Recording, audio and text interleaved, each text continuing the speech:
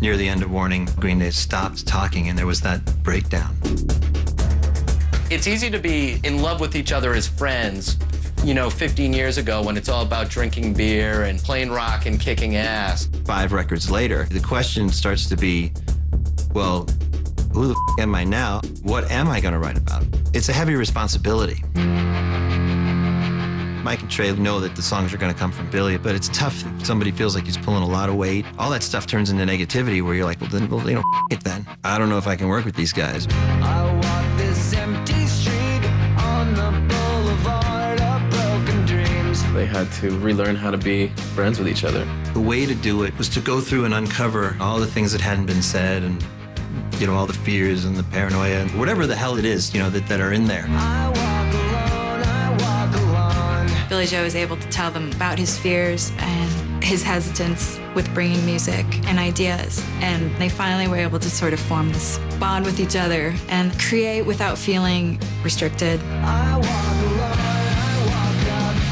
My shadow's only one that walks beside me. They realized that they really did inspire each other. They're 3 best friends that have been playing music together for over 15 years, and they want to do that for the rest of their lives. There was a renewed sort of spirit that made them feel like, you know what, we're the greatest rock band in the world, and we're going to prove it.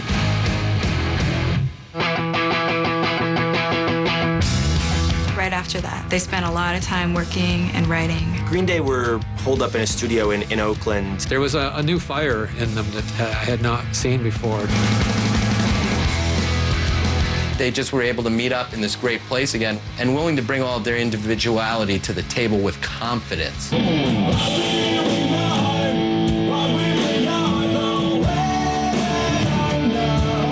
It actually was more collaborative. It was a way they could all contribute and express different parts of their personality in music. When that happened, the floodgates opened, and they were able to create this amazing record. They found their voice to sort of really say how they feel. Like my father's come to pass. 20 years has gone so fast. Billy was faced with the biggest challenge of his career because it's like, can you actually put yourself out there, expose your heart and your mind to such a degree that it's shocking even to yourself? Billy Joe wrote a song called American Idiot. We're in such a politically charged climate in the world. There was a lot of American pride at that time, and, Dixie Chicks got in trouble for putting down President Bush. And no punk bands were saying anything about it. Green Day's position was, I don't want to be an American idiot. I don't want to be somebody who just follows blindly. Don't wanna be an American idiot. Even though they did it with metaphor and they did it very poetically, they made a strong statement. And I think it was very gutsy. Let's not blame it on my America.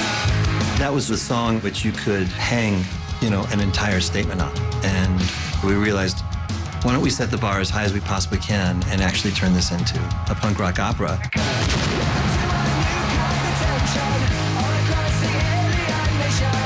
They had the idea to make a whole story around like a concept record. It's actually songs that go in order that all add up to a particular statement. They didn't know how it was going to be received, but I know for themselves they felt like really proud of what they had done. There's no question that they took a big risk making a punk rock opera. They were putting everything on the line for this record, creatively and personally. It pushed their personal relationships to the breaking point. Trey was going through just a really tough divorce. And then, Mike's relationship fell apart. And there was some strain between Billy and Adrian because he just had to put his whole mind, body, heart, and soul into making the record. I think it challenged us to a new level. It pushed us pretty far, the farthest I ever want to go. There were definitely times I remember looking at the band and the band looking at me and kind of going like, is this torture worth this? American Idiot was released in September of 2004. American Idiot debuted at #1, sold 267,000 records the first week.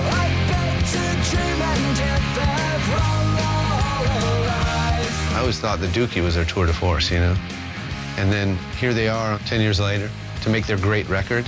That's really something. The 46 7th Annual Grammy Award. When the Grammy nominations started coming in for the record, it was incredible. And the Grammy goes to American Idiot, Green Day. I almost jumped out of my skin when they called Green Day's name for Best Rock Record. It was awesome.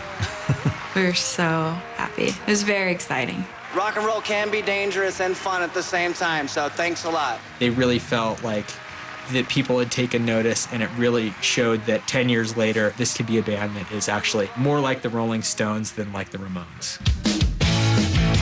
It's a huge challenge to try to maintain mega stardom. The best you can do is sort of continue following your own heart and your own vision and inspiration.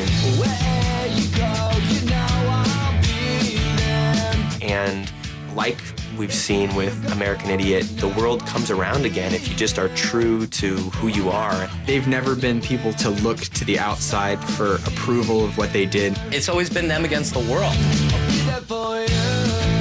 They don't care what people think. They didn't get to this point by kissing anyone's ass.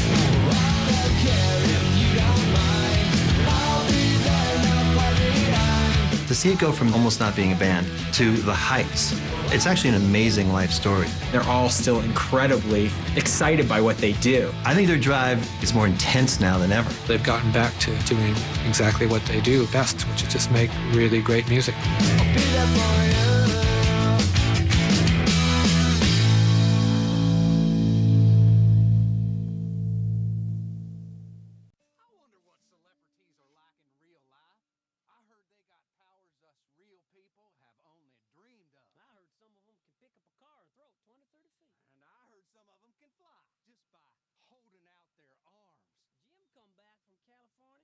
He said he saw one of them shoot laser beams out of his eyes. Put a palm tree on fire, blowed it clean up. VH1 Celebrity